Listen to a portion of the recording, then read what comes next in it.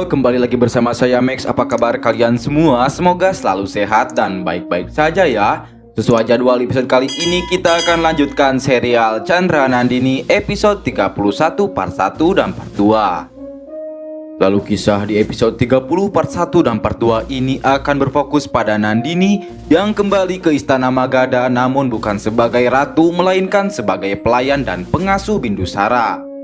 Chandra menyampingkan egonya yang tidak ingin membawa Nandini ke istana setelah apa yang dilakukannya pada Dudara.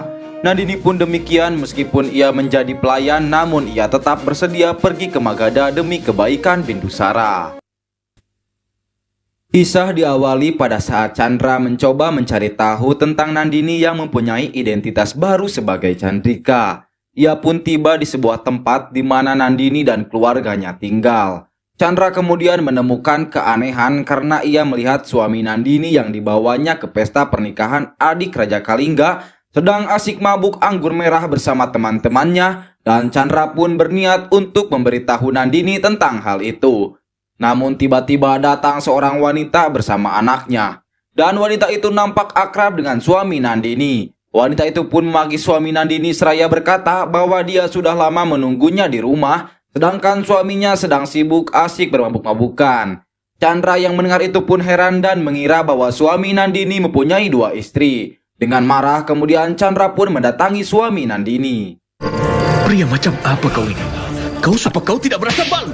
Setelah menampar pria itu, Chandra kemudian pergi meninggalkan tempat itu. Lalu pria itu pun berkata bahwa Chandrika bukanlah istrinya. Akan tetapi Chandra menghiraukan perkataan itu dan ia pun terus saja melangkah meninggalkan tempat itu dan berdiri di sebuah tempat seraya berpikir bahwa Chandra harus memberitahu Nandini mengenai suaminya yang menipu Nandini dan mempunyai dua istri, yang menandakan bahwa suami Nandini bukanlah pria yang baik. Namun Chandra kembali mengingat perkataan suami Nandini yang mengatakan bahwa Chandrika bukanlah istrinya, yang membuat Chandra mengira bahwa Nandini membawa keluarga palsu pada saat acara pernikahan adik Raja Kalingga. Dan Chandra pun memutuskan untuk mencari tahu fakta yang sebenarnya. Aku harus mencari tahu yang sebenarnya. Chandra kemudian kembali ke tempat ia bertemu dengan suami Nandini dan menanyakan hal yang sebenarnya tentang Chandrika kepadanya. Suami Nandini pun meminta maaf kepada Chandra dan menjelaskan bahwa dia hanya suami bayaran yang diminta untuk berpura-pura pada saat acara pernikahan adik Raja Kalingga, serta anak yang dibawanya juga bukan anak asli Chandrika.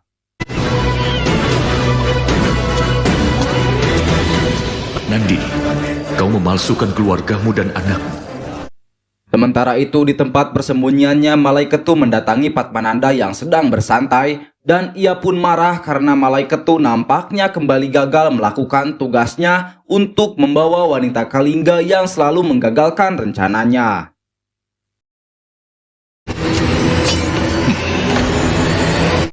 Tetapi Malaiketu menjelaskan bahwa ia tidak bisa membawa wanita itu karena wanita tersebut adalah menantu dari Padmananda, yakni Gautami. Namun Padmananda tidak percaya dengan perkataan Malaiketu karena ia tahu sendiri bahwa Gautami diusir dari kerajaan Magadha karena ia ingin membunuh Dudara dan bayinya. Dan mengapa sekarang Gautami ingin melindungi anak Chandragupta? Sementara di kerajaan Kalingga, Bindusara tidak hentinya menangis. Helena mencoba menenangkan Bindusara, namun yang ada Bindusara malah semakin menangis. Raja dan Ratu Kalingga pun mendatanginya dan meminta tabib untuk segera mengobati Bindusara. Namun tabib berkata bahwa Bindusara menangis bukan karena sakit, tetapi sepertinya sedang merindukan sentuhan seseorang, yakni Chandrika. Raja Kalingga pun membenarkan perkataan itu dan memerintahkan prajuritnya untuk pergi menemui Chandrika agar bersedia ke istana untuk merawat Bindusara.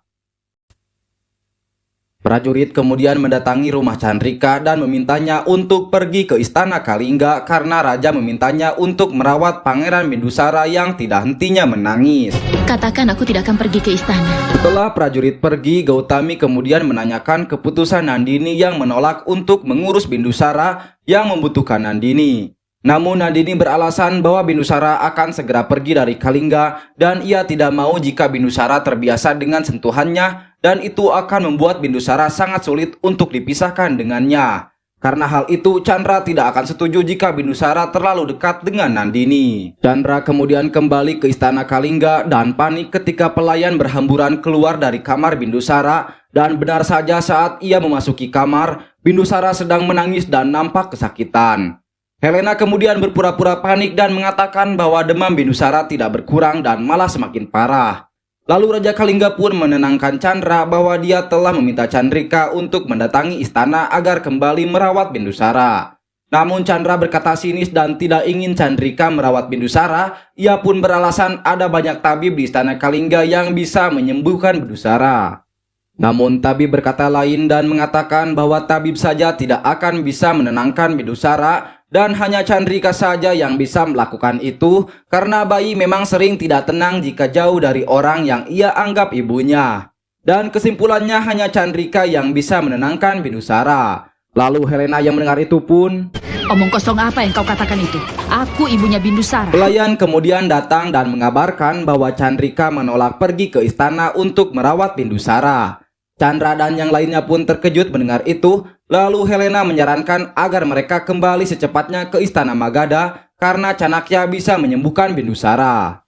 Sementara di istana Magadha, Apama terlihat senang dengan beberapa peraturan yang dibuatnya mengatasnamakan istana Magadha karena ia bebas menggunakan segel kerajaan. Namun hal itu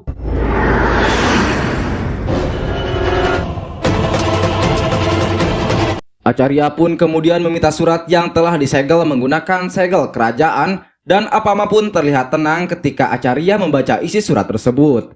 Namun setelah membaca surat tersebut, Acarya terlihat marah dan mengatakan bahwa Apama tidak berhak membuat keputusan yang tertulis dalam surat tersebut. Kemudian Acarya pun meminta kepada Apama untuk mengembalikan segel kerajaan karena ia takut Apama akan menyalahgunakan segel kerajaan itu. Namun Apama menolak memberikan segel kerajaan itu karena Ratu pertama Magadha yang memberikan segel kerajaan itu kepadanya. Akan tetapi dengan keyakinannya, Acarya mengatakan, Sebelum tengah malam ini, segel itu akan berada di tanganku. sementara di Kalingga malam itu akan terjadi badai yang sangat besar dan Nandini pun sibuk menutupi jendela dan pintu rumahnya. Namun tiba-tiba pintu itu kembali terbuka. Nandini kemudian terkejut ketika mengetahui bahwa Chandra lah yang membuka pintu itu.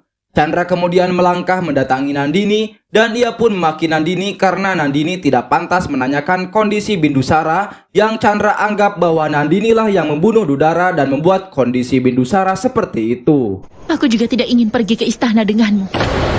Mendekati putraku lagi. Aku tidak akan mendekati Bindusara dan juga dirimu.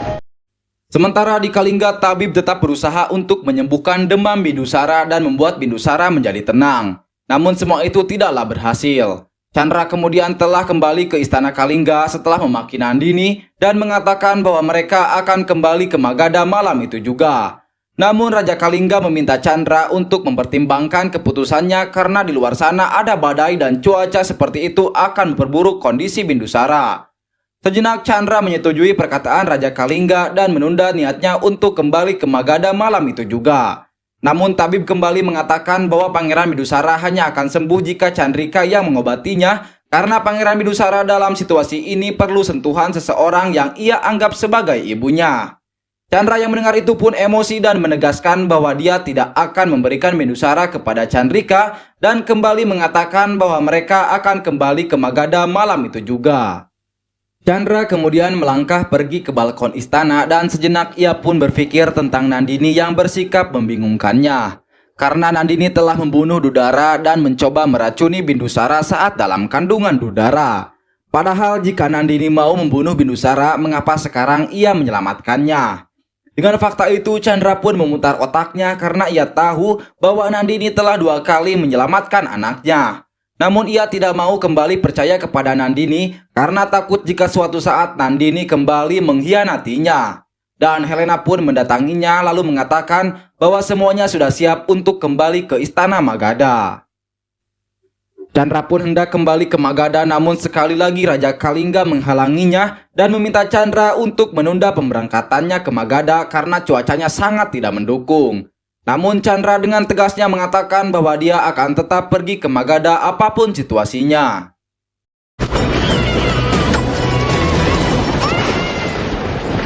Sedangkan di rumahnya, Gautami mencoba meredam ego Nandini yang tidak mau mengurus Bindusara karena Chandra yang melarangnya. Gautami kemudian mengingatkan Nandini tentang semua janjinya kepada almarhum Dudara bahwa dia akan mengurus bayinya. Lalu ia pun membuka pikiran Nandini bahwa jika Nandini bukan orang yang membunuh Dudara, maka otomatis yang membunuh Dudara adalah Helena. Dan betapa tidak amannya Bindusara bersama Helena jika kelak Helena mempunyai anak dari Chandra. Nandini pun perlahan membuka kembali pikirannya, namun karena orang yang dicintainya yakni Chandra sendiri yang meminta Nandini untuk tidak mendekati Bindusara, sehingga ia kembali menutup rapat keinginannya untuk merawat Bindusara. Ya, itu tidak benar Kakak Ipar. Nandini.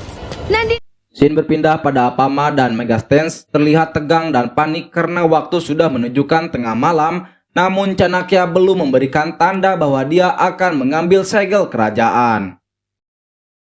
Maka jika Acarya mengatakan sesuatu, dia pasti akan melakukannya. Lalu pelayan pun datang mengabari bahwa Chanakya meminta agar Apama mendatanginya secepatnya, dan Apama pun mengatakan bahwa dia akan mendatangi Chanakya.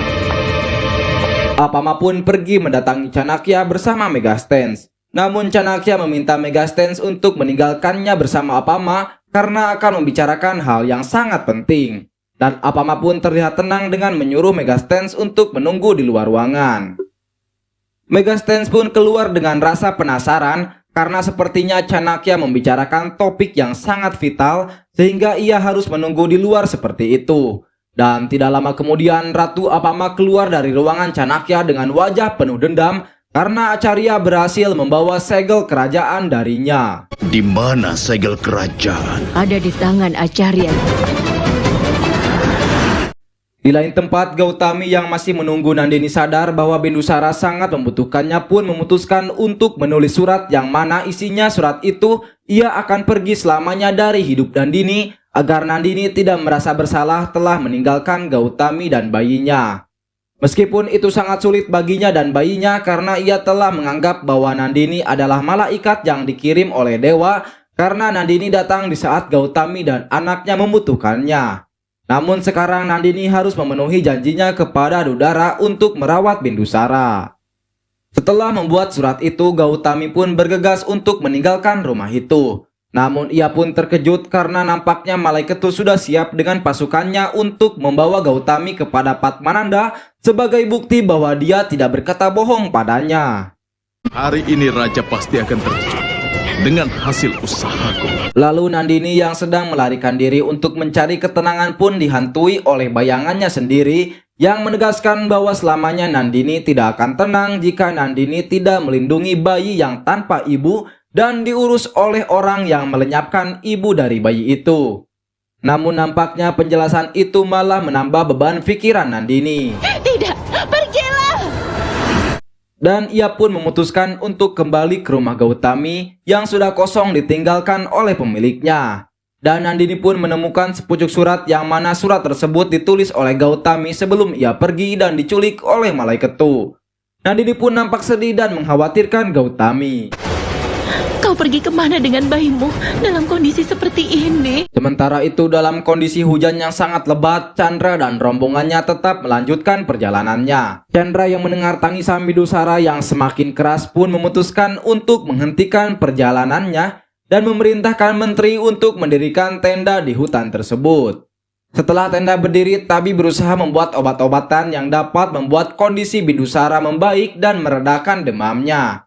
Chandra pun mendatanginya dan menanyakan kondisi Bindusara. Namun Tabi berkata bahwa Bindusara dalam kondisi kritis dan jika keadaannya tidak membaik maka pangeran akan kehilangan nyawanya. Apa maksudmu kalau kesehatannya tidak membaik? Chandra kemudian sedih mendengar perkataan Tabi mengenai kondisi anaknya. Ia pun pergi keluar tenda dan seakan frustasi karena nasib buruk selalu menimpanya. Padahal dia adalah orang yang baik yang selalu mensejahterakan rakyatnya. Dan Chandra pun minta agar dewa menyembuhkan anaknya karena jika Bindusara sampai meninggal ia akan menghancurkan segalanya. Tolong lindungi anakku.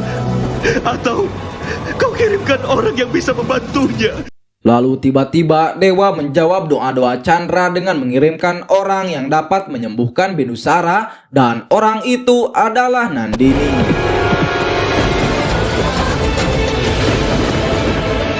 Namun Chandra melarang Nandini untuk merawat anaknya, tetapi Nandini dengan seluruh tekadnya yang ingin merawat Bindusara berhasil meluluhkan Chandra agar mengizinkan ia merawat Bindusara. Dan nampaknya di dalam tenda pun Helena melarang Nandini untuk merawat Bindusara. Tetapi Nandini yang tidak peduli pun balik memarahi Helena karena kondisi Bindusara sangat kritis. Lalu tabib dan Nandini pun mulai memberikan perawatan untuk Bindusara. Helena kemudian menemui Chandra yang tidak mau masuk ke dalam tenda walaupun hujan sangat lebat. Chandra pun menolaknya dan ia tidak masuk sebelum Dewa mengabulkan doanya untuk menyembuhkan Bindusara. Tolong selamatkan anakku, Dewa. Tolong selamatkan putraku.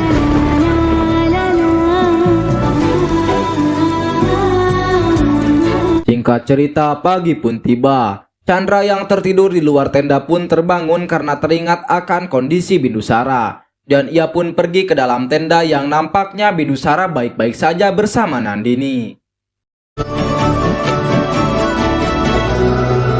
Aku mengerti bahwa putraku membutuhkanmu.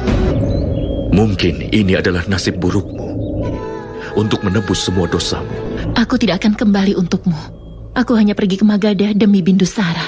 Chandra kemudian mengatakan pada Helena tentang rencananya membawa Nandini ke Magadha untuk merawat Bindusara.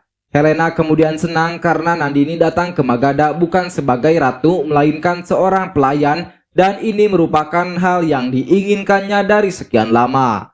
Helena pun menyetujui itu dan meminta Chandra agar merubah identitas Nandini menjadi Chandrika dan menyembunyikan wajahnya agar orang-orang di istana tidak mengetahui bahwa pembunuh Dudara telah kembali. Dan semuanya pun tidak akan ada yang keberatan dengan kembalinya Nandini. Tapi Helena, Chandra, menurutku ini pilihan yang terbaik. Lalu setelah itu Helena pun menjelaskan kepada Nandini bahwa dia akan ikut pergi ke Magadha namun sebagai pelayan Helena. Dan Nandini pun harus merubah identitasnya menjadi Chandrika yang selalu menyembunyikan wajahnya di balik kerudung. Karena tidak ada yang boleh tahu tentang identitasmu yang sebenarnya. Kau harus menyembunyikan wajahmu di balik kerudung itu. Apa Bindusara bisa aman bersama Helena? Bahwa aku siap kembali ke Magadha. Lalu Sin berpindah pada Padmananda yang marah kepada Malaiketu karena telah bertindak kasar pada menantunya. Malaiketu pun beralasan bahwa dia melakukan itu karena Padmananda tidak mempercayainya bahwa wanita yang selalu menggagalkan usahanya itu adalah Gautami. Lalu tiba-tiba Amatya membawa bayi Gautami dan menganalisisnya bahwa bayi itu adalah putra Danananda yang berarti bayi itu... dia adalah penerusku. Penerus keluarga Nanda. Tidak. Namun Gautami menolak bahwa bayi itu adalah penerus Padmananda yang merupakan orang jahat. Dan Padmananda pun memerintahkan prajurit agar memenjarakan Gautami.